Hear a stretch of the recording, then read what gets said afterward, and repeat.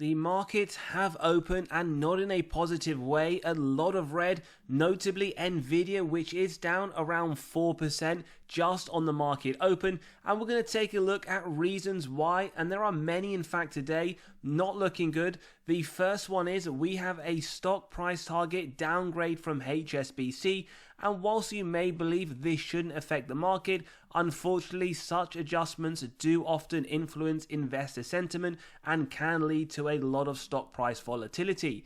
Now, they haven't reduced it to below what it currently trades for, but they have brought it down to around $185, and their previous target was sitting at $195. We've seen many analysts downgrade companies like Advanced Micro Devices, and we have seen the effect this has had on their share price. Now, this isn't the only piece of news that we have gotten from Nvidia that has essentially reduced the price today, but we've also heard that the White House has announced new microchip export restrictions aimed at limiting the sale of AI chips to certain countries, and these measures could potentially eliminate up to 80% of the market for companies like Nvidia and AMD, whilst in fact 18 key allies including the UK and Germany are exempt. Other nations like Brazil, Israel, Mexico are subject to these restrictions, and Nvidia themselves have in fact criticized these rules as overreaching and detrimental to US leadership. Now, the bad news does continue. We have heard just today that there are some glitchy AI chips that are in fact affecting some of Nvidia's clients, and we can in fact see here that some of their customers are being met with new delays when setting up the company's most advanced artificial intelligence in the data centers. So it's bad news after bad news for Nvidia, and we have seen this in fact in the share price. But actually what's also affected this company, something that is out of their hands and more in essence the broader market trend. In fact, the overall stock market, as we did show you at the beginning of the episode, red right across the board. It is experiencing a downturn. Major indexes like the Dow Jones Industrial Average, the Nasdaq are trading lower, and ultimately the broader decline of the market is affecting tech stocks in particular, especially those in the semiconductor space, as we can see Nvidia down around 3%. Now look, it is still up 142% over the last year. It is still trading in the upper end of the 52-week range, and we do get a strong buy rating from Wall Street, with Quant, even though giving this a hold at 3.49, it is only 0.01 away, the 3.5 signal, to turn this into a buy.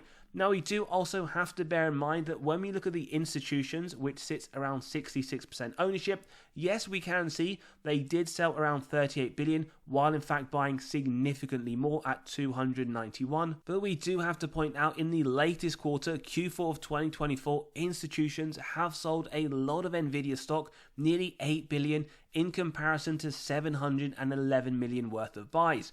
Now, yes, over the last year they have been buying more, but whether or not we're going to see the continuation of this trend of more sales than buys in Q1 2025 does remain to be seen. And we also want to point out, when looking at the trend for insider ownership, which sits around 4.23%, there's been around 1 billion worth of sales over the last year, and in fact we can see 5.51 million just in the last few days.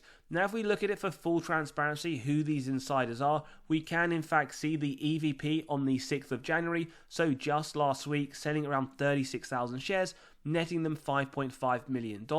Now, full transparency, we do show you all of the insider buying and sells, but as we do say, we don't typically consider this a bearish signal. They sell for many reasons, personal and financial, and something that we should keep our eye on is the fact that they are announcing their earnings, but this is going to be at the end of February, so we do have some time to wait to see how they are going to report. If we look at the actual numbers, well, in fact, over the next 4 quarters, they're expecting double digit, and in Q4, as we said, reporting at the end of February, they're anticipating 64% growth to the earnings per share year on year. We also notice out of the last 4 quarters, they've beaten on every single one, 100% track record, and if we look at their forward PE based on the January 2026 earnings per share estimate of 445, that does give them right now sitting at 30.6, which interestingly, when we take a look and compare it to their 5-year average of 42.9, does sit well below, and this in turn does give us an undervaluation signal. Now, if we compare their valuation, in fact, why they get an F in terms against the sector median, Now we do see this sitting actually more towards the lower 30s, but regardless, conclusion is the same. Against the sector of 25, you are right now paying a premium for Nvidia, and this is pretty much reflective no matter which valuation metric you use.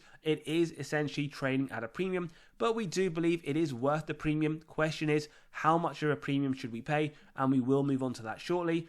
In terms of growth, they get an A+, signaling a premium is warranted. Triple digit growth, 152% versus sector at 4.5%. Forward looking, 94% against the sector at 5.5%. And one thing we like to draw your attention to is that over the next 3 to 5 years, EPS anticipated grow at 38% versus the sector at 15.4%. Again, another reason why they do deserve that premium. They get an A+ in terms of profitability. Gross margin, 76%, sector at 50%, bottom line, 56% versus the sector at 3.8%. And we also like to point out the cash this company generates from operations, 59 billion, a lot higher than the sector comparative at 99 million. We can also point out that over the last year, including the very small dividends they have reinvested, you would have been the best performing against some of these large well-known competitors, Broadcom, TSM, AMD, Qualcomm and TXN. And this is reflective if you look over the last 5 years and in fact also over the last 10. But do remember that past performance is not an indicator of the future, and we can also see the same reflective when you do compare it against the S&P over the last year, over the last 5 years and over the last 10 years. Now we want to jump into the valuation, but first we want to let you know we have just today released our latest free weekly article. We drop one every single Monday morning. Today we've talked about 2 stocks that have to go on your watch list. Now we also cover severely undervalued stocks as well as what's gone in the market over the last few days. So click below, you can sign up and start reading straight away, where you'll also be able to gain access to 46 undervalued stocks for the month of January. Lots of information for each one, the upside that Wall Street themselves see over the next year, and on top of that, you can grab a recently released copy of 43 stocks that Wall Street themselves believe right now have the most upside in the S&P 500. So click below, you can sign up and start reading straight away. We're then going to jump into our valuation where we get to $180 derived through the DCF model. Now we have the free cash flow year on year where we get the average 5-year growth at 135%, the average 10-year growth at 94%. So moving forwards, we have gone a lot more conservative at 25, although we have 3 different growth rates. Using that with a discount rate, we get the present value of future free cash flow and terminal value. We add with the cash, subtract total debt, get to the equity value, divide by the shares outstanding, and come to $180, which does give 38% upside. But remember, these numbers are subjective. You can grab a copy of this model by clicking on the pinned comment below, running through your own numbers below, whether it's for Nvidia or any others. And we also want to point out we have used the 2025 starting position of 60 billion from their latest investor presentation, where we see 45 billion year to date. So we have extrapolated this for the full year given 60 billion, although analysts do believe this is going to be more in tune with around the 100 billion mark. So you could say we have been fairly conservative. Now we'll show you for transparency at the different rates. At 20%, intrinsically 134, upside of 3%. And for those that are a lot more bullish, at 30%, intrinsically $240, 84% upside. And for those eagle-eyed that do see Bloomberg's growth rate of 42%, we have effectively got this from the article released over a year ago now, where they talk about the industry over the next 10 years growing at this level year on year. And we can see when we do input 42% into the calculation, $464, which is 257% upside, more than a 3x from the current value.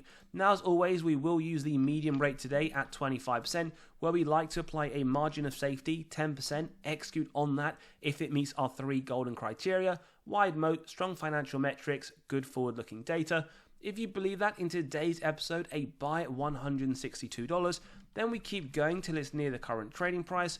And what we are in fact seeing right now around the $130 mark, not at 30% level just yet, but pretty much between 25 to 30%. That is based on essentially if they can increase those free cash flows at 25% over the next 10 years year on year. And we can in fact see Wall Street very bullish. They still give it a strong buy rating, $178 price target with 37% upside over the next year. This is where they see this at the end of 2025. Now, when we think about Nvidia, is it worth buying right now? We have a few positives to think about. They are a leader in the GPU market. They power applications in AI, machine learning, gaming, data centers, and their dominance in AI and high performance computing does position them very well for long-term growth.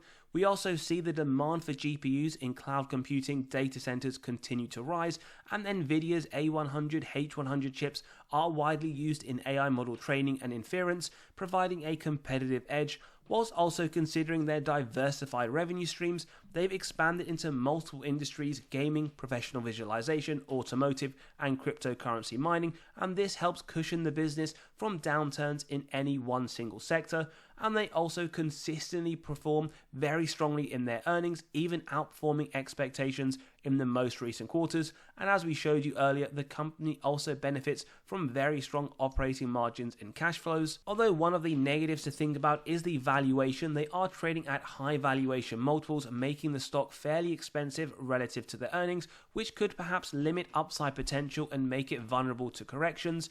We already talked about the export restrictions. These new US export controls on advanced AI chips to certain countries like China could significantly impact Nvidia's revenue, and China has historically been a key market for their products. Also thinking about competition, rival companies like AMD, Intel are emerging players who could challenge their dominance in the GPU and AI markets. And we also need to think about possible macroeconomic headwinds, rising interest rates, geopolitical tensions, concerns about global economic growth, which could weigh on a high growth stock like Nvidia. Don't forget about cyclicality of the industry as a whole. They will be subject to periods of high demand, followed by downturns, and inventory corrections or declining demand could hurt their performance. And finally, dependence on key customers. They do rely heavily on major cloud providers, data center operators for revenue, and a slowdown in these orders from these customers could materially affect their results. As always though, do give us your thoughts in the comments below. Are you buying the dip? Is this one in fact maybe you're not looking at? You're going to think about maybe a semiconductor ETF. And don't forget, grab those spreadsheets, sign up to the free weekly newsletter by clicking on the pinned comment below. Join us in the Patreon where we do cover our weekly buys as well. And as always, we'll see you all on the next one.